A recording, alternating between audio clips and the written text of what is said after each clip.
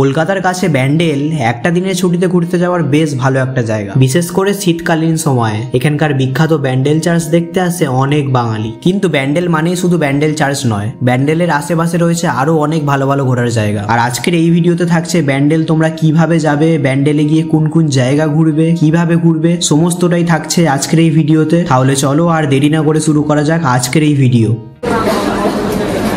নমস্কার বন্ধুরা, আমি রিতম, তোমাদের সকলকে স্বাগত আরও একটা নতুন ভিডিওতে। আজকের আমি যাচ্ছি ব্যান্ডেল। এই শীতকালে বহু মানুষ যায় ব্যান্ডেলে ঘুরতে, আর সামনেই 25শে ডিসেম্বর আসছে, তো তার জন্য ভাবলাম যাই ঘুরে আসি ব্যান্ডেল থেকে।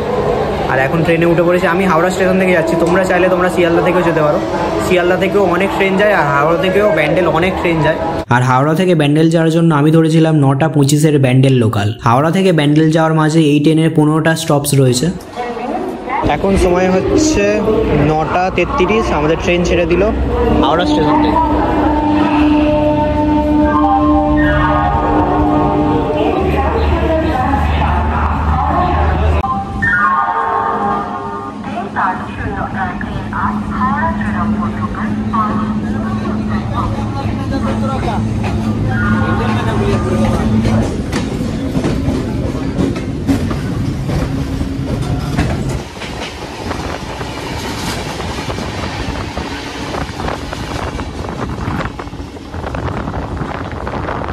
হাওড়া স্টেশন থেকে ট্রেন ছাড়ার 10 মিনিট হতে না হতে আমাদের ট্রেন এখন এসে গেছে লিলুয়া স্টেশনে। এরপর আসবে বেলুড়, তারপর বালি।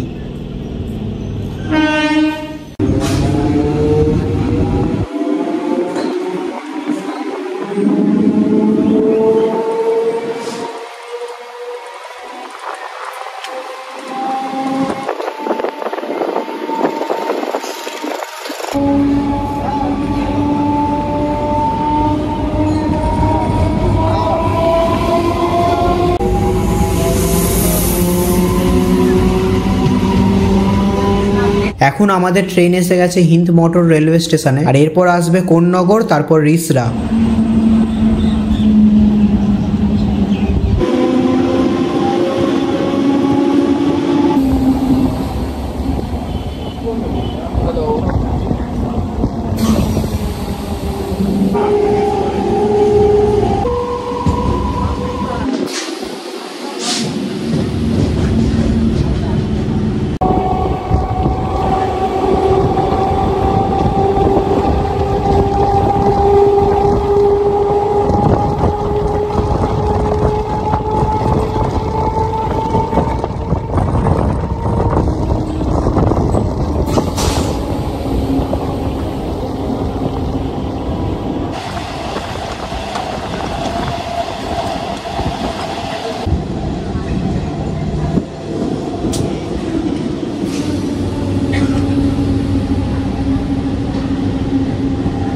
এখন আমাদের ট্রেন এসে দাঁড়িয়েছে হুগলি স্টেশনে, আর এরপরেই আসবে ব্যান্ডেল।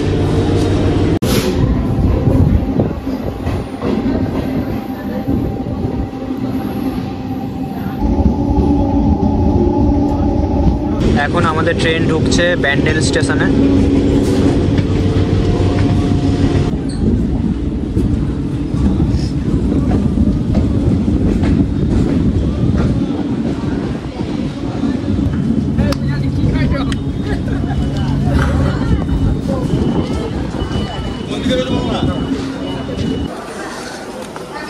ব্যান্ডেল স্টেশনের 5 নম্বর গেট দিয়ে বেরোলেই তোমরা টোটো কিংবা অটো পেয়ে যাবে ব্যান্ডেল চার্চ যাওয়ার জন্য। এই হচ্ছে ব্যান্ডেল স্টেশন, আর এখানে দেখতে পাচ্ছ অনেক অটো দাঁড়িয়ে আছে। এখান থেকে তোমরা পেয়ে যাবে ব্যান্ডেল চার্চে যাওয়ার গাড়ি।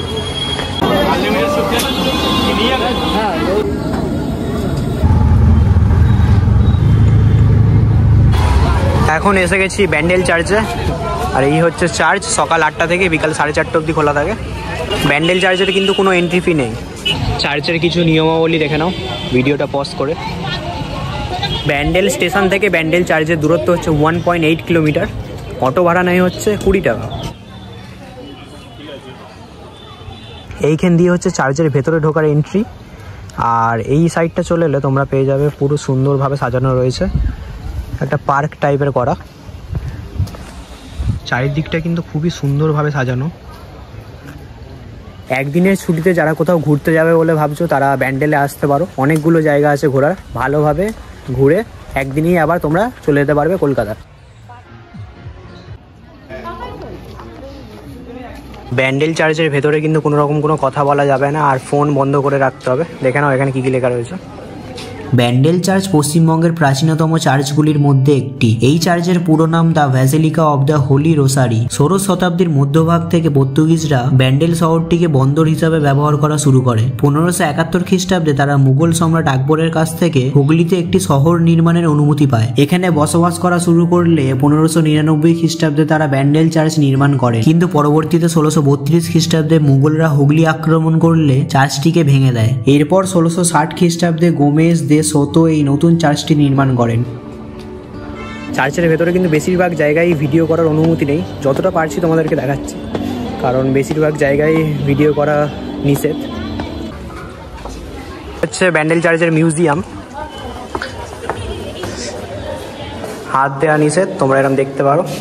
এটা হচ্ছে জাহাজের মাস্তুল।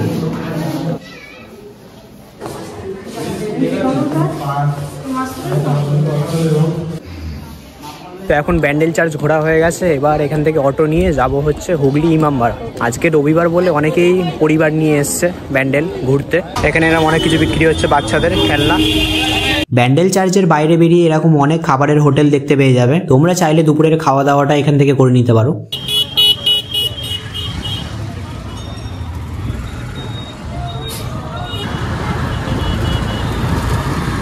ব্যান্ডেল চার্চ থেকে হুগলি ইমামবাড়া দূরত্ব হচ্ছে 2 কিলোমিটার।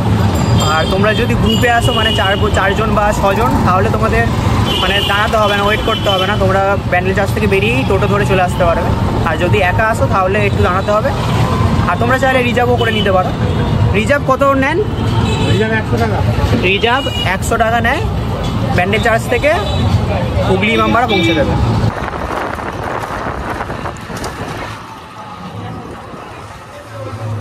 এই হচ্ছে হুগলি ইমামবাড়া। এখন আমরা এসে গেছি হুগলি ইমামবাড়াতে।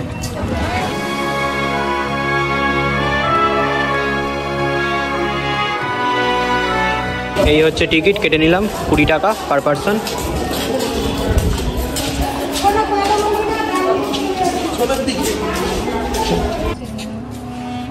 এখন ইমামবাড়ার ভেতরে কাজ হচ্ছে, রং করছে পুরোটা। ওই বাসটা হাফ রং করা হয়ে গেছে, আর বাইরেতেও রং করেছে সাদা। এই ইমামবাড়াটি কিন্তু খুবই সুন্দর, এর আর্কিটেকচার নিয়ে কোনো কথা হবে না। 1841 সালে মোহাম্মদ মহসিন এই ইমামবাড়া তৈরির কাজ শুরু করেছিলেন, আর 1861 সালে এই ইমামবাড়া পুরোপুরিভাবে তৈরি হয়ে গেছিলো। মানে 20 বছর ধরে তৈরি হয়েছিল এই ইমামবাড়া। আর এই হুগলি ইমামবাড়ার মূল আকর্ষণ হচ্ছে এর ঘড়ি। এই যে তোমরা উপরে ঘড়িটা দেখতে পাচ্ছ, 1852 সালে লন্ডন থেকে এই ঘড়িটা আনা হয়েছিল। সেই সময় এই ঘড়িটার দাম নিয়েছিল 11,721 টাকা। ঘড়িটার মধ্যে বিভিন্ন মাপের 3টে ঘন্টা রয়েছে। সবচেয়ে বড় ঘন্টাটার ওজন হচ্ছে 3200 কেজি, মাঝারি যে ঘন্টাটা রয়েছে তার ওজন হচ্ছে 1600 কেজি, আর সবচেয়ে ছোট যে ঘন্টাটা রয়েছে তার ওজন হচ্ছে 1200 কেজি। ছোট ঘন্টা দুটো বাজে হচ্ছে 15 মিনিটের ব্যবধানে, আর সবচেয়ে বড় ঘন্টাটা বাজে হচ্ছে প্রতি ঘন্টায়। আর এই ঘড়িটিতে সপ্তাহে একবার আধা ঘন্টার জন্য দম দিতে হয়, আর দম দেওয়ার জন্য 2 জন মানুষের প্রয়োজন হয়, কারণ যে চাবিটা দিয়ে দম দেয় সেই চাবিটার ওজন হচ্ছে 20 কেজি। এ পাশে গেলে রয়েছে সূর্য ঘড়ি আর গঙ্গার ঘাট। এই হচ্ছে সূর্য ঘড়ি। সূর্য ঘড়ি হচ্ছে এমন এক ঘড়ি যেই ঘড়ির কাঁটা ঘোরে না। সূর্যের আলো যখন এই ঘড়ির ওপরে এসে পড়ে তখন সেই ছায়াটা দেখে আগেকার দিনে সময় নির্ধারণ করা হতো। তোমরা যারা ব্যান্ডেল ঘুরতে আসছো তারা অবশ্যই হুগলি ইমামবাড়াও ভিজিট করো। সকাল 8টা থেকে বিকাল 5টা অবধি প্রতিদিনই খোলা থাকে এই ইমামবাড়া, আর টিকিটের মূল্য জনপ্রতি 20 টাকা।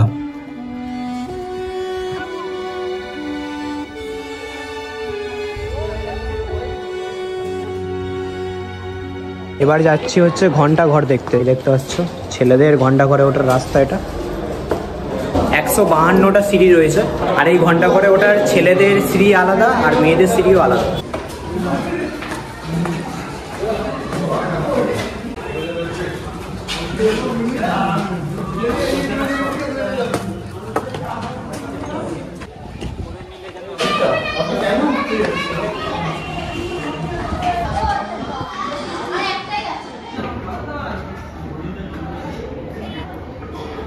উপরে চলে এসছে এখন, আর উপর থেকে পুরো শহর দেখা যাচ্ছে।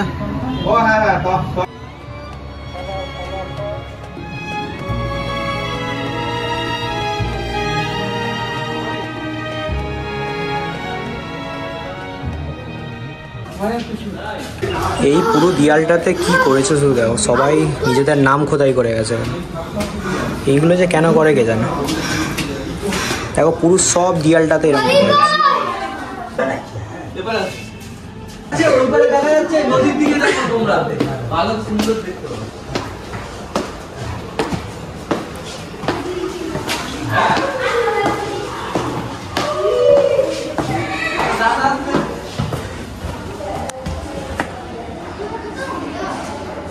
নামার সময় কিন্তু পায়ের দিকে দেখে নামবে, নইলেই পড়বে।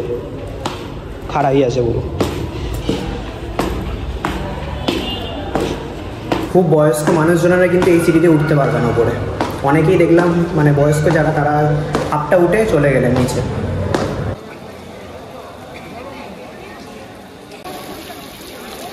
হুগলি ইমামবাড়া ঘোরার পর এখন টোটো করে যাচ্ছি লাহিড়ী বাবার আশ্রম। আমি তোমাদেরকে বলবো যে তোমরা যতটা সকাল সকাল সম্ভব হাওড়া কিংবা শিয়ালদা থেকে ট্রেন ধরে চলে আসো ব্যান্ডেল স্টেশন। তারপর ব্যান্ডেল স্টেশনের বাইরে বেরিয়ে ওখান থেকে টোটো কিংবা অটো ভাড়া করে সোজা চলে যাও লাহিড়ী বাবার আশ্রম কিংবা হংসেশ্বরী মন্দির। কারণ এই দুটো জায়গা দুপুর 12টার মধ্যে বন্ধ হয়ে যায়, আবার বিকেল 4টে-5টার সময় খোলে।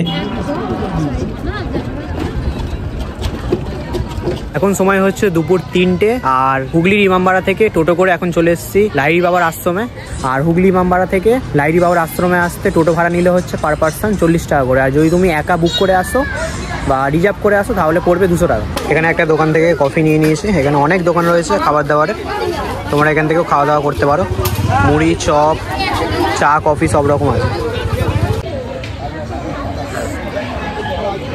চা, কফি সব কিছু পেয়ে যাবে, কিন্তু ভাতের হোটেল দেখতে পেলাম না এখানে কোথাও। মুখরোচক খাবারের দোকান অনেক রয়েছে না। এখনও বেশি লোকজন আসতে বলে 3:30টায় খুলে দেয় আশ্রম, কিন্তু এমনি সময় 4টের সময় খোলে। এখন লাহিড়ী বাবার আশ্রমের গেট খুলে দিয়েছে, দেখতে পাচ্ছ সবাই ঢুকছে। এতক্ষণ পুরো লাইন পড়ে গেছিল, এখানে অনেক মানুষ এসছে।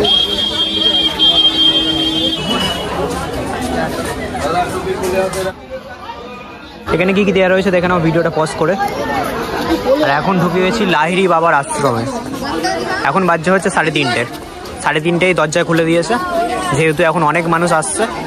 এখানে অনেক ফুলের গাছ লাগানো রয়েছে, গাঁদা ফুল, গোলাপ ফুল, আর এগুলো তো আম গাছ, আম বাগান। বেশ সুন্দরভাবে সাজানো। এই পাশে হাঁস রয়েছে।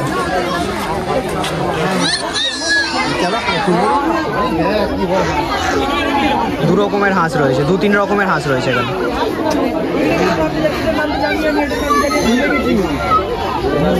ও এটা আবার কি? এটা কি? এটা মুরগির মতো লাগছে। মুরগি? এত বড় মুরগি খেয়েছে?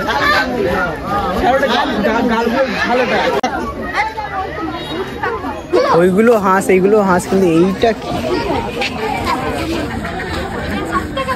ফুল গাছে হাত দেবেন না।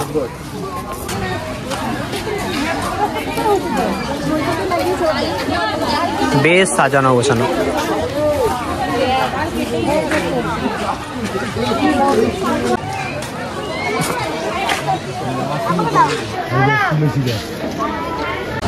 এখানে দোলনা রয়েছে বাচ্চাদের জন্য, বাচ্চারা এলে চড়তে পারবে। আর এখানে জুতো রাখার জায়গা রয়েছে, জুতো খুলে তারপর ভেতরে ঢুকতে হবে। চলো আমিও ঢুকে পড়ি, দেরি করে লাভ নেই।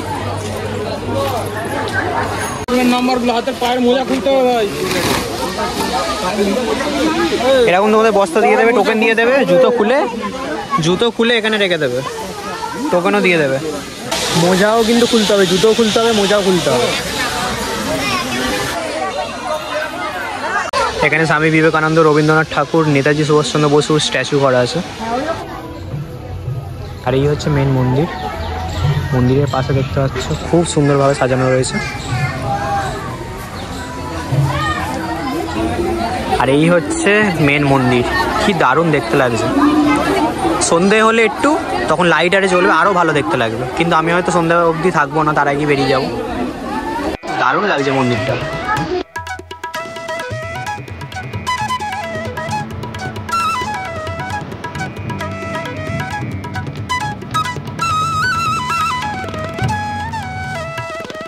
আর এখানে এরকম জলে পা দিয়ে তারপর মন্দিরের ভেতর ঢুকতে হবে, তাই জন্যই মোজা পরে ঢুকতে দিচ্ছিল না।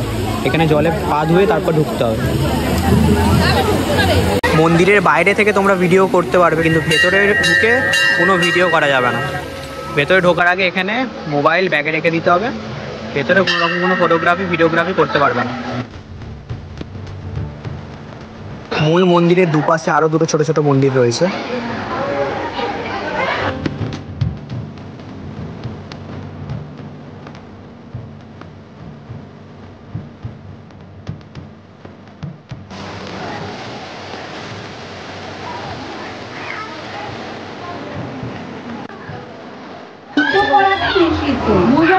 আসতে হয় ওখানে জলের পা ধুয়ে তো আপনাকে যেতে হবে।